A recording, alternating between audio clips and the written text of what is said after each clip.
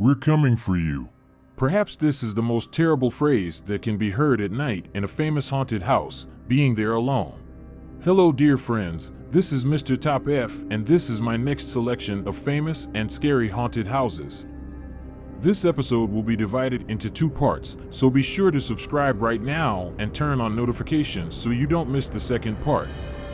Also like this video if you are enjoyed by the content I make. Get ready to be scared, we start. 50 Berkeley Square. Foggy London, where the sky is almost always overcast as if purposely created for gloomy stories about ghosts and poltergeists.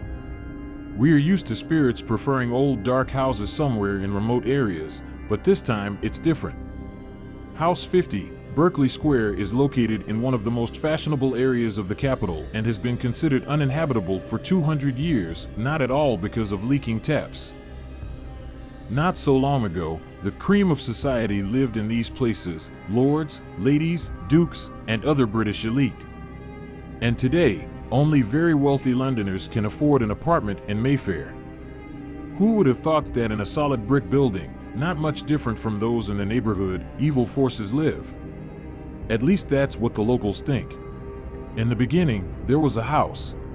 The story begins in 1740, with an architect named William Kent designing a 4-story brick building that was home to politicians George Canning and Winston Churchill at various times. But the most memorable owner of the house was not they, but a man named Thomas Mayers, or simply Mr. Myers. He was a member of Parliament and lived in the house in 1859. Ghosts of the house. Of course, what old house in London would be without a ghost? This one is not. Legends vary, but one of the versions is repeated from legend to legend. In particular, they say that the attic room was occupied by the spirit of a young woman who once committed suicide within these walls, as if she was raped by her uncle, after which she jumped out of the window. This ghost is so creepy that it scares those who see it to death. It appears in the form of a brown fog, through which the white silhouette of a woman appears. According to another legend, the cause of the horror was the spirit of a young man, whom relatives locked in the same room in the attic, passing food to him through a hole in the door until he went crazy and died. The third version settles in the same room the ghost of a girl who was killed by a sadistic servant. Since 1859, according to other versions, since 1885, Thomas Myers, a member of Parliament, settled there. He was rejected by his lover, after which he locked himself in the house, slowly losing his mind. He lived there for at least 10 years, never went outside, and brought himself to such a neglected state that he lost everything he had, including his mind. However, not much is known about him. In her autobiography, published in 1906, Lady Dorothy Neville, a distant relative of Mr. Myers, claimed that there were no ghosts in the house, but her ancestor had indeed gone mad. He spent the whole day in the house, awake mostly at night. He walked along the corridors, made strange sounds, and turned on the lights. Many mistook the activity of Mr. Myers for manifestations of a poltergeist. The whole story is nonsense, wrote Lady Neville. But not everyone can agree with her. Why else would so many people not be able to spend the night within the walls of this house? One drunk student. Fortune favors the desperate, but not at this time. A 20-year-old student, Sir Robert Warboys, was young, hot, and brave. Once, sitting with friends in the Holborn Tavern in 1840, he boasted that nothing and no one in this world would be able to frighten him, and all stories about spirits were only inventions of cowards. Probably, a dispute broke out, as a result of which friends made a bet. To prove his courage, Warboys had to go and sleep alone at the famous 50 Berkeley Square. God only knows how tipsy students managed to get their landlord to let them in for the night. Either Warboys had money and connections so that the young sir's whims were treated with understanding, or the landlord himself was curious how the matter would end. However, the landlord set 2 conditions. First, Warboys will take a gun with him. Second, at the slightest sign of something strange, he would pull the cord that connected his room with the guest room. A bell was hung from the end of the cord so that the landlord knew exactly when to run to the rescue of the youth. Warboys took the gun and locked himself in a room on the second floor. The landlord remained in his room on the first. Not even 45 minutes had passed when he was awakened by the persistent ringing of bells, and almost immediately a shot rang out. The landlord ran up to the second floor and flung open the guest bedroom door, but it was too late. He found his lodger huddled in a corner, dead already. The barrel of his pistol was still smoking, and the bullet was lodged in the wall. Horror froze on the face of the unfortunate man. 2 drunk sailors. Nearly 50 years later, 2 drunken sailors, Robert Martin and Edward Blunden of HMS Penelope, ventured to repeat Warboys' challenge. Their ship was moored in London, and the sailors on the shore decided to relax.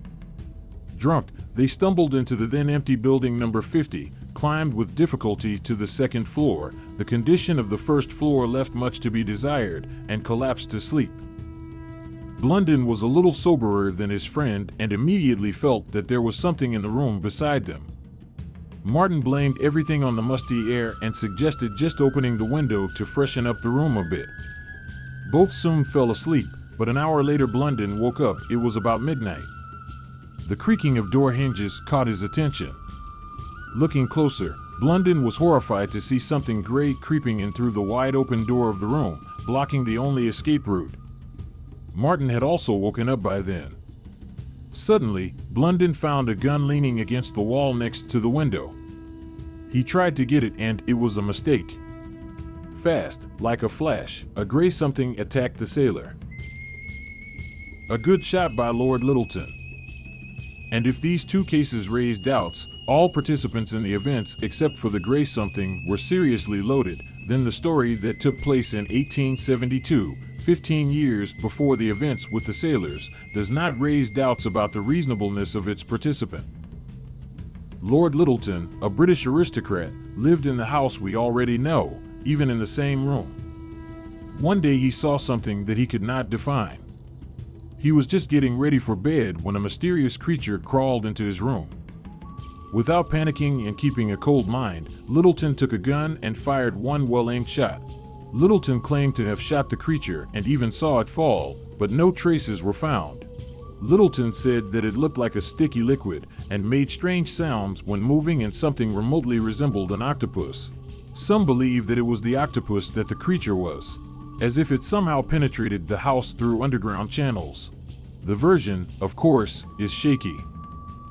End of horror.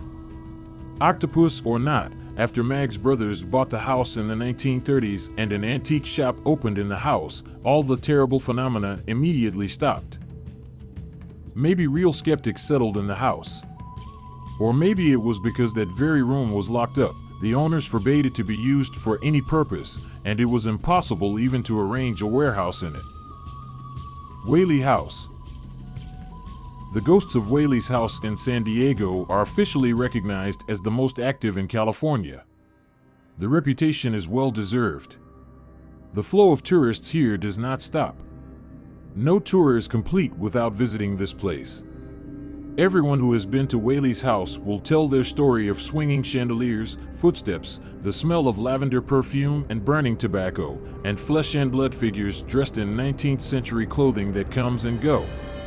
At least 7 ghosts haunt the Whaley home, including a small terrier. With so many ghosts, the Queen Mary ship can only compete, perhaps. Or the great ghosts of Gettysburg. Perhaps this house was doomed from the very beginning because it was built in a place where a man was unjustly hanged. Who built the Whaley House? New York businessman Thomas Whaley moved to San Francisco in 1849 during the gold rush. Things were going uphill, but in 1851 his shop burned down. Whaley decided to move out of sleepy San Diego. And again, the man was successful, which allowed him to return to New York and marry his beloved, Anna. In 1855, the newlyweds returned to San Diego and settled in a new house that Whaley had built for them. What followed was a series of tragedies and triumphs, but mostly tragedies. First of all, the death of Whaley's eldest and favorite daughter, Anna, in 1888. She shot herself in the chest in desperation over her failed marriage. The father moved the girl from the storage room in the backyard, which is now the utility outbuilding, to the bedroom where the girl died in his arms. The inconsolable father vowed never to live in that house again. But in 1890, Thomas Whaley died at the age of 57, and his family moved back to San Diego. Whaley's last descendant died in 1953. For all the time in the house, 6 family members and a neighbor's child died, who accidentally strangling on a low-hanging clothesline. How it all started. This whole story began with a violent death, which was an example of harsh justice. Yankee Jim Robinson, a petty criminal and pirate, was caught stealing a rowboat in San Diego Bay. While his henchmen received only a year each, Robinson was hanged for his crime. The average height of a person in the district then was 164 centimeters, and Robinson was 193 centimeters tall, and he was executed on a gallows a little higher than himself. As a result, instant death did not follow, and the man was left to spin and gasp, almost on tiptoe, for 45 minutes, after which he was declared dead. Thomas Whaley, while still at the stage of building a house, both heard and saw ghosts more than once. Whaley also knew about the execution of the Yankee but did not believe in superstitious nonsense. Over the years, the Whaley family changed their minds. What the Whaley's house staff say. Deborah, fake name, the woman asked not to be named, worked as a volunteer guide at Whaley's home for 2 years. During this time, what only she had not seen. A casual tourist is unlikely to see ghosts in all their glory. I heard a male voice was clearing his throat as I changed, she says. Thomas Whaley himself often materializes on the top step of the stairs leading to the master bedroom.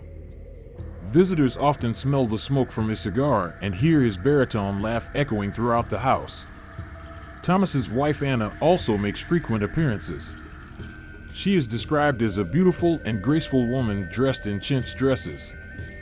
The floral scent of Anna's perfume is in the air, and her melodious voice is accompanied by eerie, distant piano sounds. Who is not loved by the ghosts of Whaley's house? The ghost residents of Whaley's house apparently can't stand naysayers. There was one atheist who didn't believe in such things and spoke loudly about it, Deborah recalls. He was the chief of police.